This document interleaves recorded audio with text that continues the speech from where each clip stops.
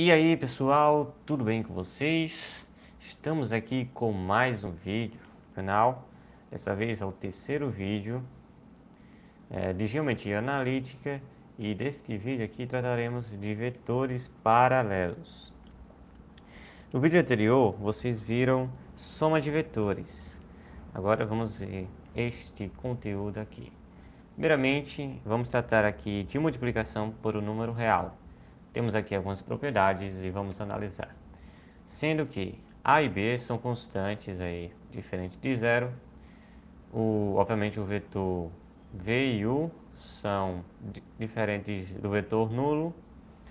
Então vamos lá. A primeira propriedade ela diz o seguinte: se você tem uma constante multiplicando um vetor que já tem uma outra constante qualquer, a gente pode dizer o quê? A gente pode multiplicar as duas constantes e depois multiplicar o vetor. Ou seja, a ordem não importa muito nesse caso. A gente pode multiplicar tanto para cá, tanto para cá. Na segunda é bem semelhante. Dessa vez a gente está usando a distributiva, ou seja, se a gente tem uma constante assim, A mais B, a gente pode distribuí-la entre A vezes V e B vezes V. Na terceira é semelhante também, só que dessa vez é os vetores que estão somando. A gente poderia o quê? Somar os dois vetores e depois multiplicar. Seria a mesma coisa. Ou a gente poderia distribuir, como é o caso aqui. A gente fez o quê? A vezes V e A vezes U. Na quarta, é muito simples. Você multiplicar por 1, isso vai dar o próprio vetor. Agora a gente poderá tratar da formulazinha, digamos assim, de vetores paralelos. Suponha que você tenha um V. E obviamente esse V ele é diferente do vetor nulo, ou seja, V é diferente do vetor nulo. E suponha também que você tenha um K, ou seja, uma constante qualquer, poderia ser qualquer letra, mas a gente trabalha geralmente com K e ele vai ter que ser também diferente de zero e o K pertence aos reais. A fórmula seguinte, que é essa daqui, V, o vetor V, é igual a K, ou seja, a constante, vezes um outro vetor qualquer. Vamos botar aqui o que isso quer dizer. Logo, se a gente multiplicar esse vetor U por uma constante aqui, ou positiva ou negativa, dependendo do caso, a gente vai ou dobrar ou acrescentar mais, a gente vai duplicar, triplicar, etc e tal, ou a gente vai diminuir a sua intensidade e mudar o seu sentido. Ou seja, se K for, deixa eu botar aqui, se K for menor que zero, se K for menor que zero, a gente vai dar aqui, negativo aqui. A gente vai mudar o sentido de V, ou seja, a gente muda o sentido. Aí, se K for maior do que zero, a gente vai estar duplicando, triplicando, quadruplicando, etc e tal, esse nosso vetor aqui. Bom, vetores paralelos, eles têm o que? A mesma direção. O sentido vai depender se isso aqui vai ser negativo ou positivo. E a intensidade vai mudar. Se isso aqui for igual a 1, não vai mudar.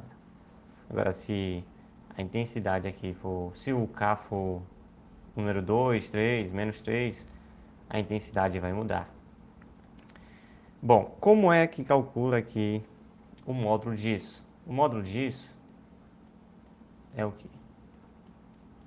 É o V, módulo de V, que a gente já viu na primeira aula. O módulo de K, ou seja, se K for negativo, tira o negativo e põe o positivo. E o módulo de U. O módulo de U.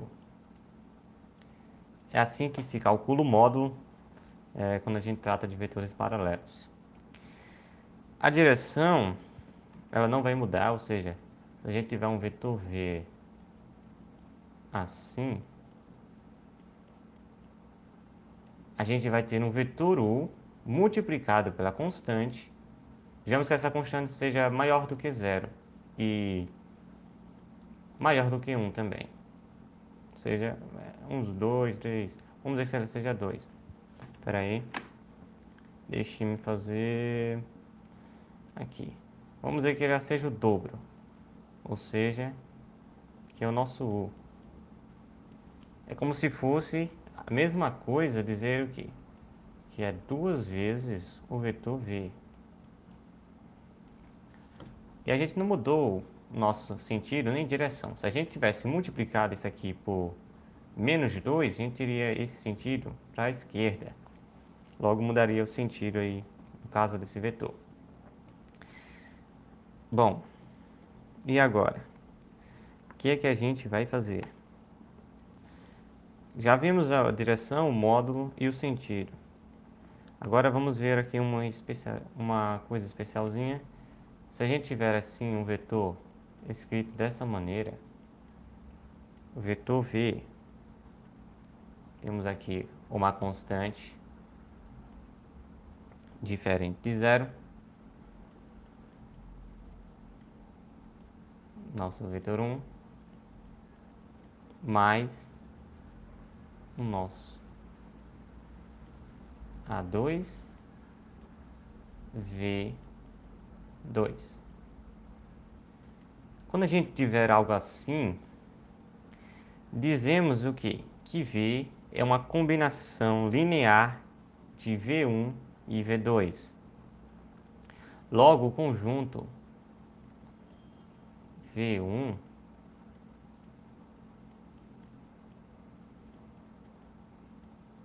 e V2, ele é chamado de base. Isso aqui é uma base.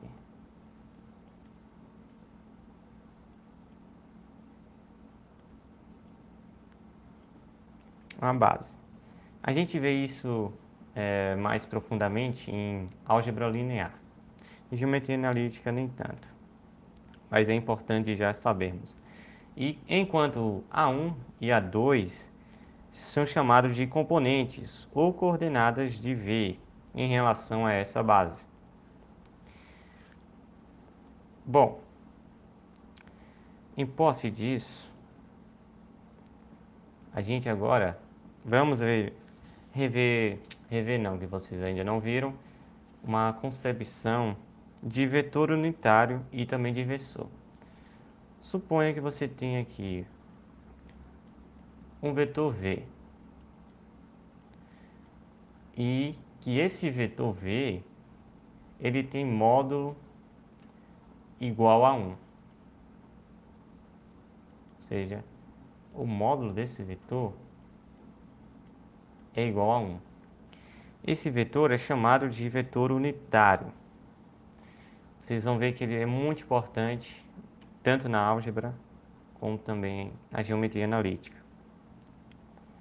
Bom, outra coisa importante é um versor de um vetor. O que é um versor de um vetor?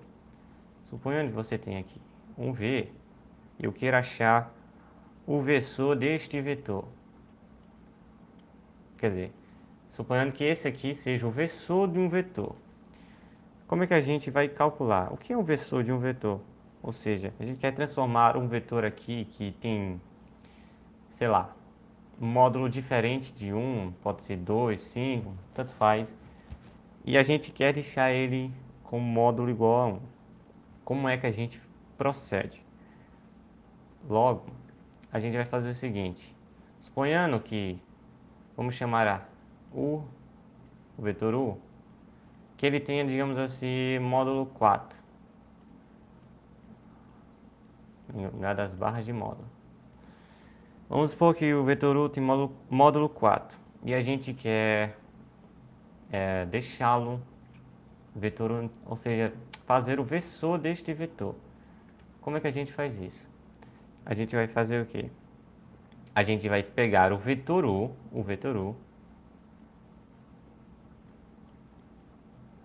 e a gente vai dividir pelo módulo deste vetor.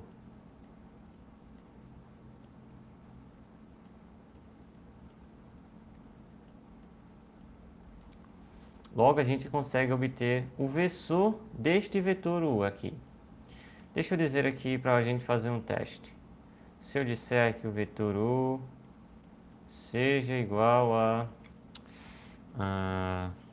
deixa me ver, 1 tem que dar o módulo igual a 4. Então vamos fazer aqui.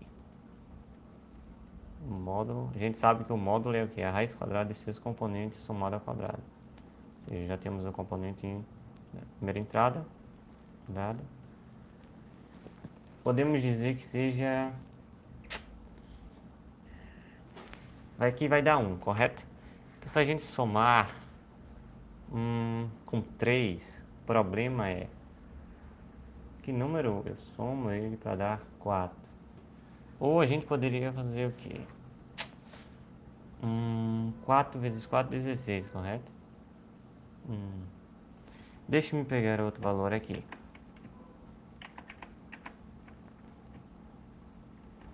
Vamos dizer...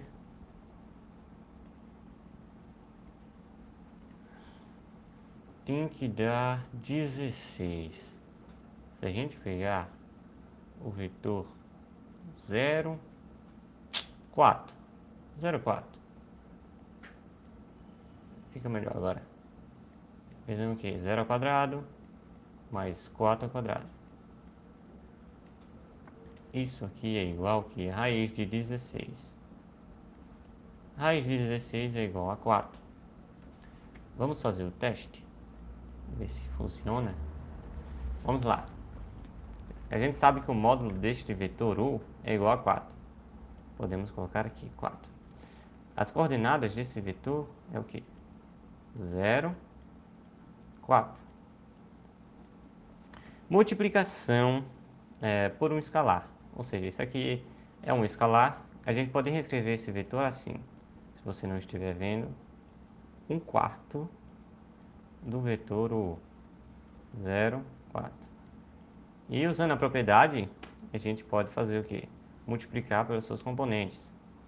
Aqui vai dar 0 e aqui vai dar 4 sobre 4, que é a mesma coisa que 1. Ou seja, a gente consegue um vetor unitário. Porque se a gente tirar o módulo disso aqui, vai dar exatamente igual a 1.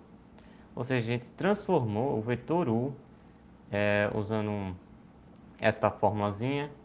Assim, transformou, a gente fez o versor deste vetor U para achar um vetor unitário. Bom, agora que a gente já sabe disso, vou apresentar aqui para vocês uma base importantíssima, que ela é chamada de base canônica. Ela é a base mais importante, digamos assim, para a geometria analítica. E vocês vão ver em álgebra linear, no caso vocês já tenham visto. Ela é o que? Deixa eu fazer aqui o plano cartesiano. Por enquanto vamos trabalhar no plano. Temos aqui x e y. Ponto zero. A gente vai dizer o que? Que o vetor i, deixa eu ver aqui, deixa eu pegar outra cor. O vetor i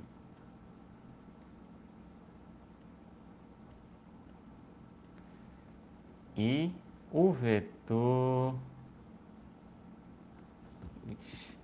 j. Vetor j.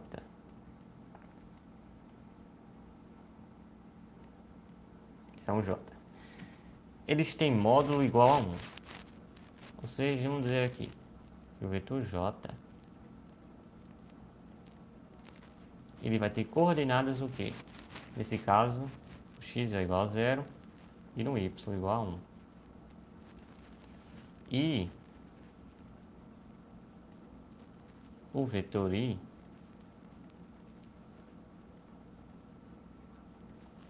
vai ter coordenadas x igual a 1, y igual a 0.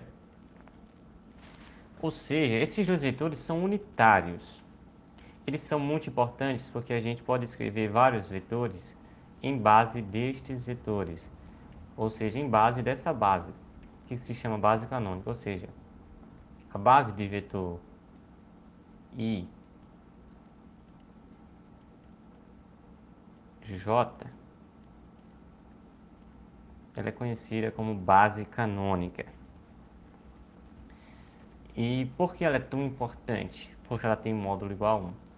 E o I é representado pelo eixo do X, o J pelo eixo dos Y, e a gente vai ver depois, mais tarde, K, representado pelo eixo das cotas, só que a gente não vai ver agora, mais tarde a gente verá isso.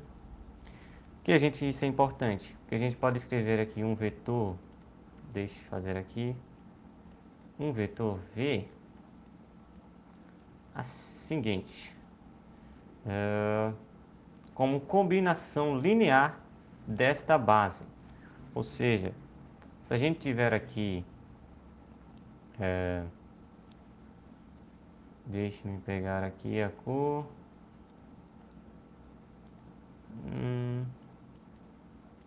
esse é o nosso vetor I unitário, e a gente tiver uma coordenada x aqui, ou seja, coordenada x deste vetor, a gente pode escrever assim, somando por uma coordenada y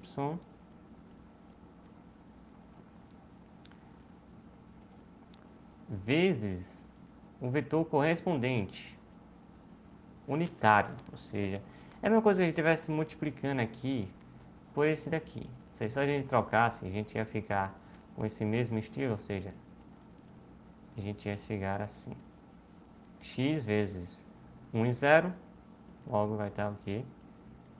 X 0 mais, mesma coisa aqui, y vezes 0, 1, ele é o que? 0 e y.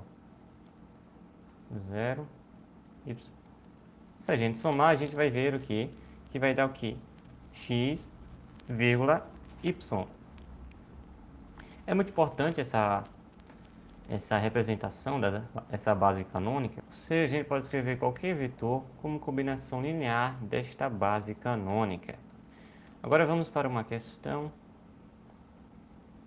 envolvendo vetores paralelos. Vamos lá. A reta que passa pelos pontos A e B é paralela à reta determinada por CD. Determine D. Como a gente poderia fazer isso? Ora, quando ele diz uma reta que passa pelos pontos A e B, o que ele quer dizer? A é a origem desta reta, correto? E B é a sua extremidade. A gente poderia usar vetores, não? Pois um vetor é o que? Um segmento orientado, correto? Ou seja, a gente poderia fazer o que? Um vetor AB. Se a gente fizer o vetor AB, a gente vai fazer o que? B menos A. Vamos lá. Vamos fazer aqui. O B tem coordenadas 1 em x. 1 menos 2. Vamos ter o que? Menos 2. Estou fazendo, já colocando os resultados, os valores aqui. É o que? 3 menos 5. 3 menos 5. E 0 menos 1. Logo, esse vetor AB, ele vai ser igual a... Temos aqui 1 menos 2. Sinais iguais, a gente soma. 1 mais 2, 3. 3 menos 5, a gente vai ficar sobrando menos 2, devendo 2. E 0 menos 1, menos 1. Esse é o nosso vetor AB. Agora, o vetor CD, vamos lá. CD, ele é a mesma coisa que, lembrando, a sua extremidade menos sua origem.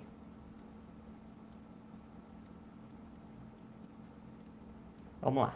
O ponto D, primeira coordenada, é 0, menos 3.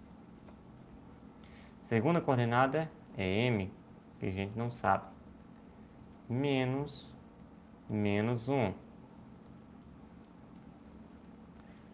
A terceira coordenada de D é N, menos 1.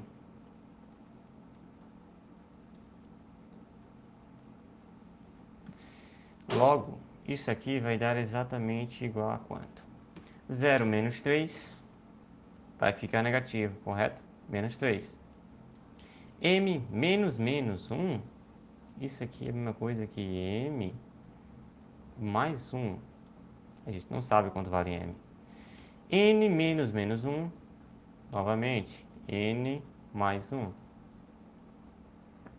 Bom, a gente já encontrou dois vetores, só que ele quer o ponto D. Como a gente pode fazer isso? Ora, quando ele diz paralelo, a gente já sabe, né? Um é múltiplo do outro. Logo, a gente já pode fazer uma coisa assim. Podemos fazer a coisa assim. Podemos dizer que CD é igual a uma constante, vou chamar de K, poderia ser qualquer letra, vezes o vetor AB. O vetor AB. Bom, CD a gente já sabe quanto vale. Podemos substituir. Menos 3 no caso. Primeira entrada. M mais 1 e N mais 1. Agora a gente, vamos lá. O segundo vetor vamos ter o quê? K vezes o vetor AB. O vetor AB ele tem coordenadas 3, menos 2 e menos 1. O que a gente pode fazer? Ora, já temos dois vetores igualados. A gente pode igualar suas coordenadas, ou seja, as suas entradas. Primeiro o que? Menos 3 é igual a... A gente pode fazer distributiva aqui com essa constante, ou seja, 3 vezes K, 3K. O que a gente pode fazer aqui? A gente pode dividir toda esta equação por 3, correto? Se a gente dividir toda a equação por 3, ou seja, vamos dividir tudo por 3, dividir tudo por 3, aqui vai sobrar 1. Aqui vai sobrar menos 1, por causa desse sinal de menos. Isso implica dizer o quê? Que K, a nossa constante, é menos 1. Logo, a gente sabe que o vetor vai mudar de sentido, ou seja, o vetor CD ele vai mudar de sentido. Agora vamos lá. Agora as coordenadas que a gente não sabe. A gente já sabe o K, vai ficar fácil. Uma equaçãozinha de primeiro grau. M mais 1 é igual a menos 2 vezes o K, correto? A gente já sabe quanto vale o K. Ou seja, a gente pode escrever o quê? M mais 1 é igual a menos 2 vezes menos 1. Isso aqui vai dar o quê? 2 positivo, correto? Temos sinais iguais, fica positivo. Agora a gente pode fazer o quê? Subtrair 1 em ambos os lados, para a gente achar o M. Logo, se a gente fizer isso, a gente vai encontrar o quê? Se a gente tirar 1 de 2, vai sobrar 1. A gente acha que M é igual a 1. Agora na última entrada, N mais 1 é igual a menos K. Que multiplicar aqui por menos 1 vai dar menos K. Porque a gente sabe que K vale menos 1. Logo, N, eu vou fazer o quê? Eu vou subtrair menos 1 em ambos os lados. ou seja, esse 1 vai sumir. E aqui vai ter um outro menos 1, só que a gente já tem um positivo, correto? Menos 1, quanto isso vai dar? Zero, né? Por quê? Temos aqui menos 1 do K, ou seja, a gente vai ficar assim. Menos 1, sinais iguais, era positivo. Menos e menos, mais. Ou seja, 1 menos 1, que eu tirei daqui, deste 1 daqui. Subtrair em ambos os lados, ou seja, n é igual a zero. E terminamos. Logo D vai ter as seguintes coordenadas. A primeira coordenada é 0, a segunda é m, que vale igual a 1, e a terceira é 0. Bom, é isso aí, pessoal. Muito obrigado pela sua participação, muito obrigado. Se gostou, deixe seu like, se inscreve no canal caso você não seja inscrito. Muito obrigado pela sua participação. Se tiver alguma dúvida, pode deixar nos comentários, alguma sugestão, algum erro, etc. Desde já agradeço a sua audiência. E é isso aí. O próximo vídeo a gente vai tratar de produto escalar. Muito obrigado. Até mais.